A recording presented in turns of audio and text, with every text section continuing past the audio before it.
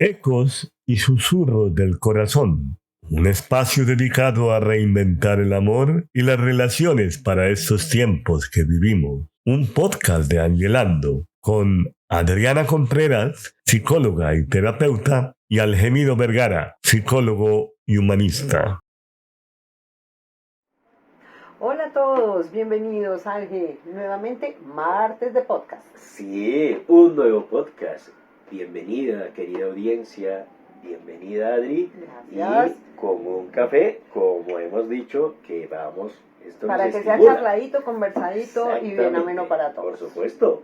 Bueno, en el día de hoy tenemos un tema que nos ha llamado mucho la atención y que a todos los que hemos sido profesionales de la salud y que trabajamos en este tipo de cosas nos ha llamado mucho la atención, nos ha cuestionado y tiene que ver con lo que ha pasado con la pandemia y la pospandemia.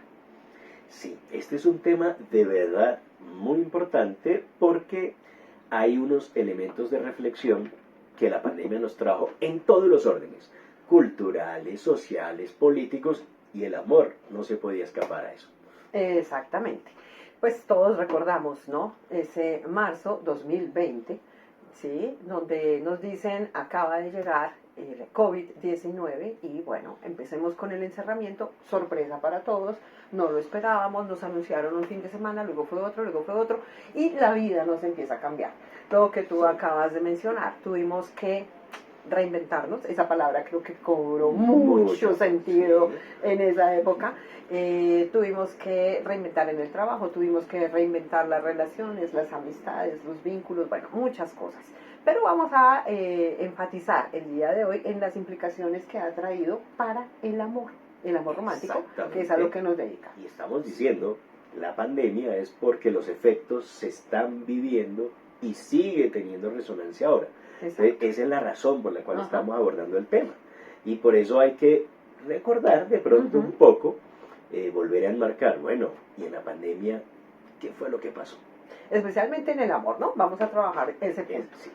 Bueno, uno de los aspectos importantes que nos empezó a mostrar es que empezaron a salir a flote todas las tensiones y los conflictos que no habíamos caído en cuenta que teníamos, ¿sí? ¿Por qué pasa esto? Porque pues tuvimos que empezar a convivir 24 horas. Exactamente, es que esa fue la diferencia. Y es que de todas maneras teníamos una vida un poco independiente, más libertad, después lo miraremos, pero en ese momento de la pandemia, confinados. Total. O sea, a estar viéndonos todos los días. Y era un viéndonos afrontando muchas cosas, ¿no? Por eso digo que surgen tensiones y conflictos. Cuando digo surgen, no necesariamente es que se dieron ahí, surgieron ahí, sino que eclosionaron ahí por todo eso. Porque estábamos compartiendo trabajo en la misma casa, los niños estaban conectados a tener sus clases de manera virtual.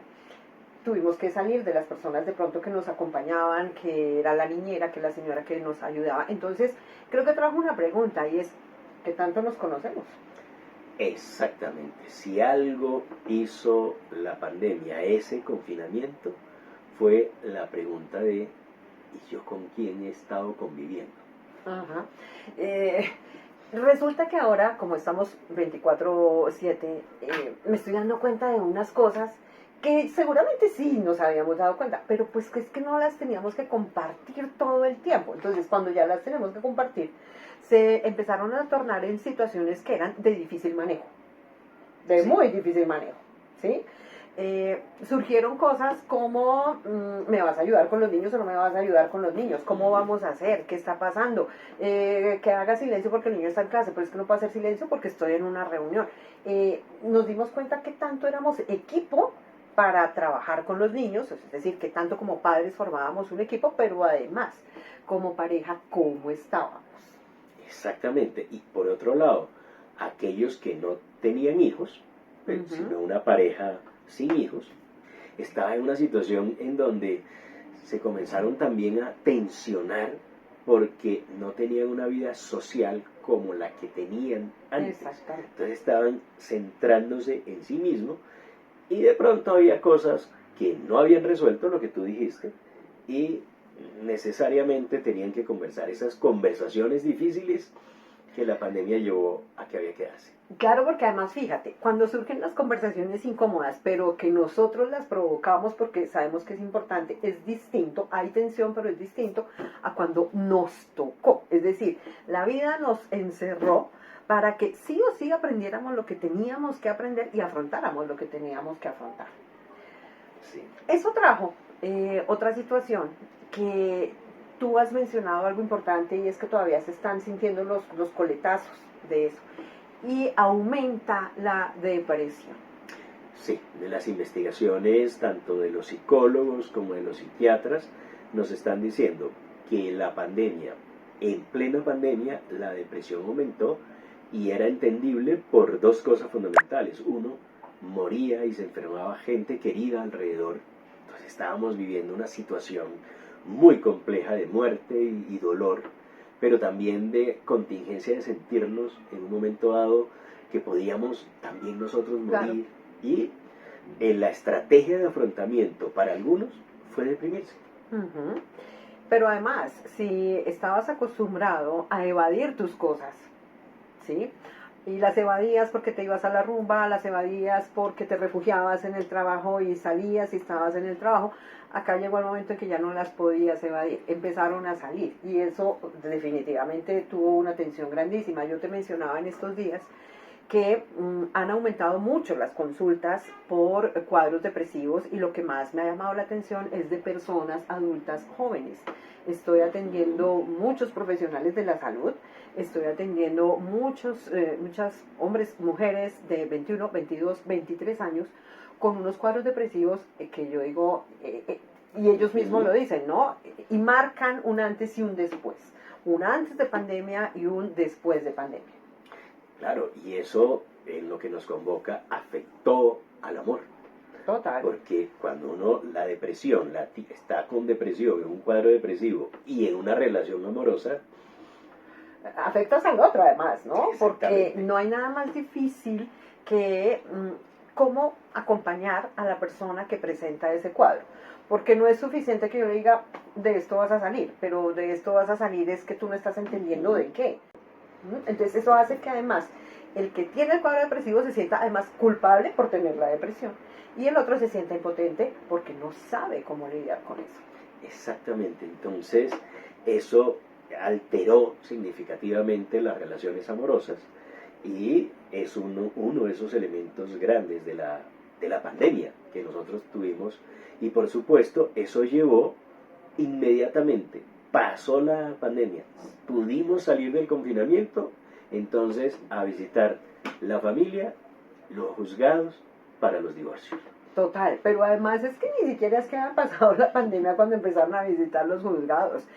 Se dieron muchos divorcios en ese periodo de pandemia. ¿Asociado con qué? Bueno, y aquí hay, ya mencionamos que se eclosionaron todas las tensiones, pero además hay un punto que afectó, y es que muchas de esas relaciones que llevaron a divorcios tenían un tercero en la relación, llamado amante, ¿sí?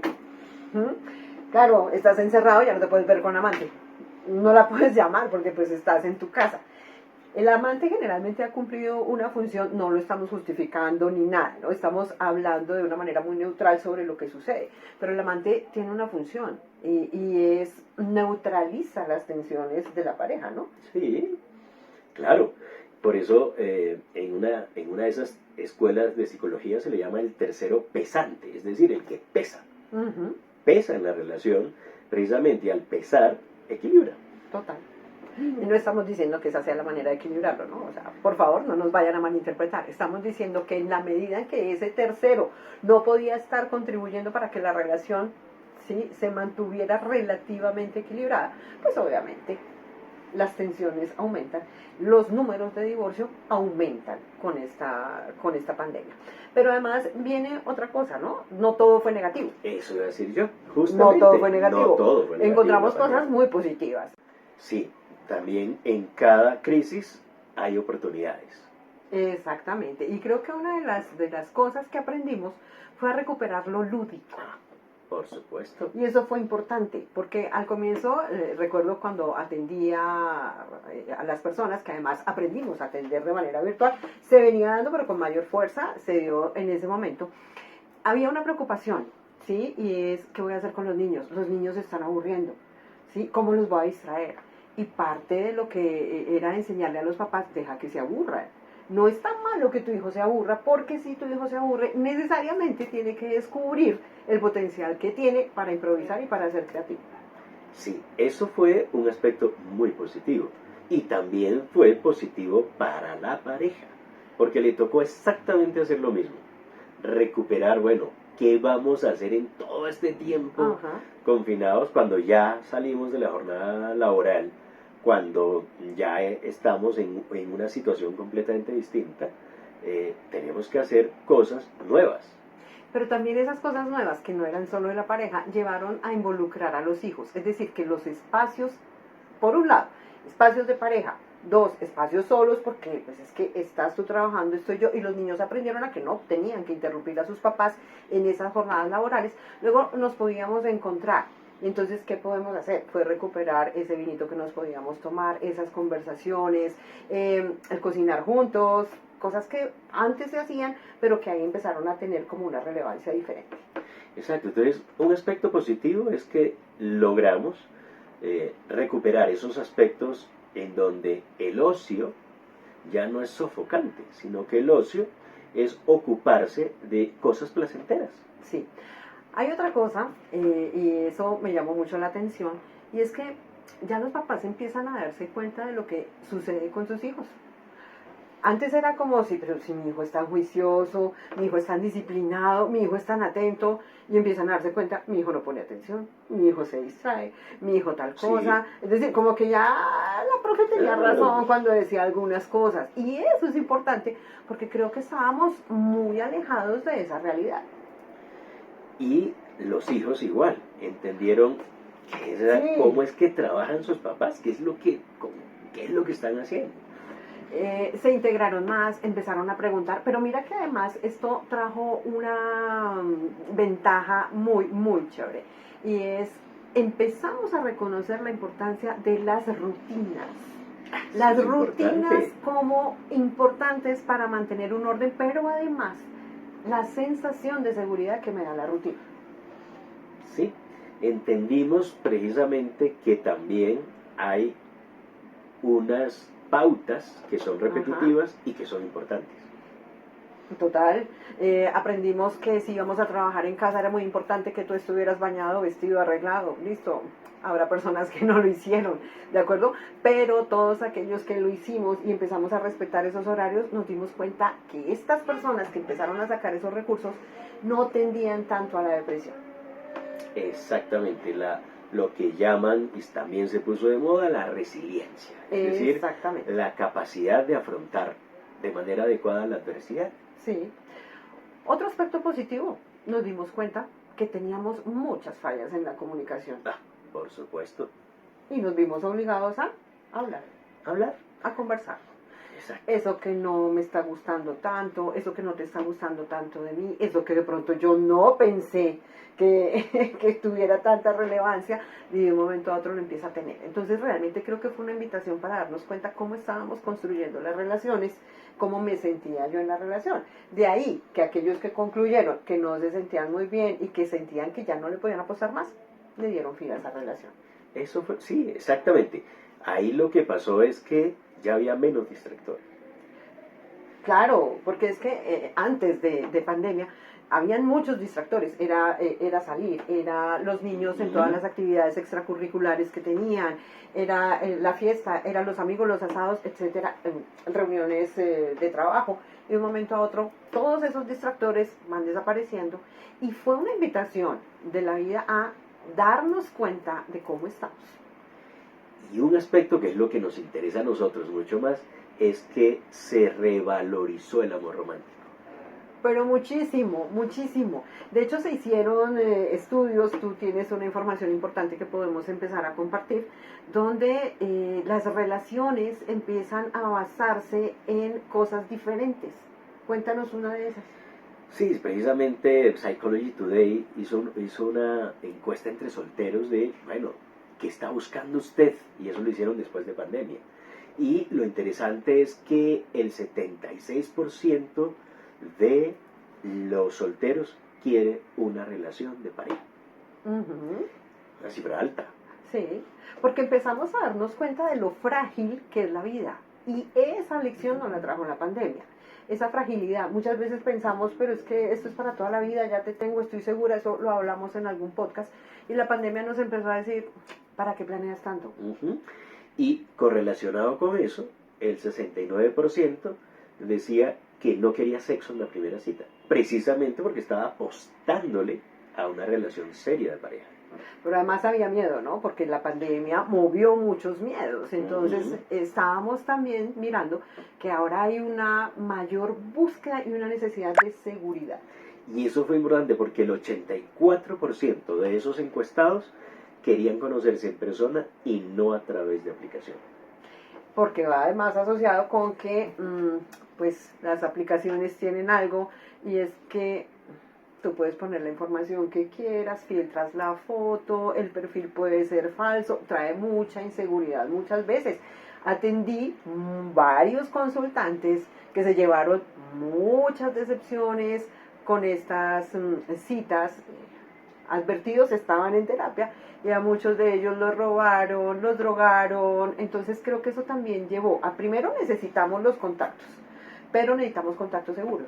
Exactamente, y eso llevó entonces ese tal nivel de decepción, porque mientras estuvimos virtualmente conectados, maravilloso, Claro. Pero cuando fuimos ya al cara a cara, un gran desencanto, y por eso el 86% de esos encuestados comenzó a privilegiar madurez emocional por encima de apariencia física. Interesante. No, pero total, además porque también en consulta las personas mismas, últimamente las he tenido y pienso que también ha sido efecto de pandemia, donde me dicen, no sé cómo conquistar. Me da miedo el rechazo, le temo al rechazo, no sé si me van a aceptar como soy. Y créeme que esos son muchos miedos donde, claro, tú puedes chatear y está bien, no estamos diciendo que eso sea malo. El punto es que hay mucha comunicación que tú me das cuando yo entro en un contacto contigo, contacto visual, es todo lo que me transmites a mí cuando estoy en un contacto de ese calibre. Exacto, y por eso la pandemia nos deja como lecciones para el amor romántico justamente eso que acabas de decir, el contacto físico es importante. Esa es la primera lección que nos dejó, se necesita de contacto físico. La necesidad de seguridad en estos nuevos contactos. No estamos diciendo, es decir, todos tenemos que buscar y mover nuestras redes para que los contactos lleguen, pero los queremos de una manera más segura. Y como nos dimos cuenta que podíamos morirnos si nos daba la enfermedad, sobre todo en la primera fase donde todavía no teníamos vacuna, Ajá. que fue el gran pico de mortalidad, entonces nos dimos cuenta que el amor es frágil. Sí, y en esa fragilidad también nos llevó a decir, lo quiero vivir, lo quiero experimentar, es como una necesidad que tengo, que quiero experimentar y quiero arriesgar y le quiero apostar. Reconociendo su fragilidad, también le quiero apostar. Y con esa fragilidad hicieron algo muy bonito y es una lección que nos deja la pandemia. Aligeraron los equipajes y las cargas de la vida que traían. Dijeron, ya no voy a preocuparme tanto por una serie de cosas, voy a vivir el amor. Un amor donde pudiéramos sentirnos seguros, un amor donde pudiéramos encontrar un cómplice, un amor en el cual pudiéramos sintonizar con un otro, donde pudiéramos compartir sueños, metas, y seguramente eso ya se venía dando, pero sobre todo creo que nos trae una reflexión, y es no a los apegos, no a las dependencias emocionales, no a las cargas, un amar en libertad. Listo, entonces espero que este episodio haya sido del agrado de todos ustedes, y por favor, síganos, háganle esa campanita si no lo han hecho. Acá en el video están nuestras redes, YouTube, Spotify.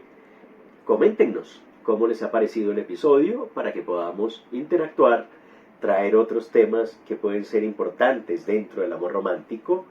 Y hasta la próxima. Algo importante, déjanos tus comentarios para saber la pandemia, qué impacto tuvo en tus relaciones y en tu parte emocional. Y por supuesto, déjanos tu like. Gracias, Ángel. Nos Gracias, vemos Adri. el próximo martes. Chao.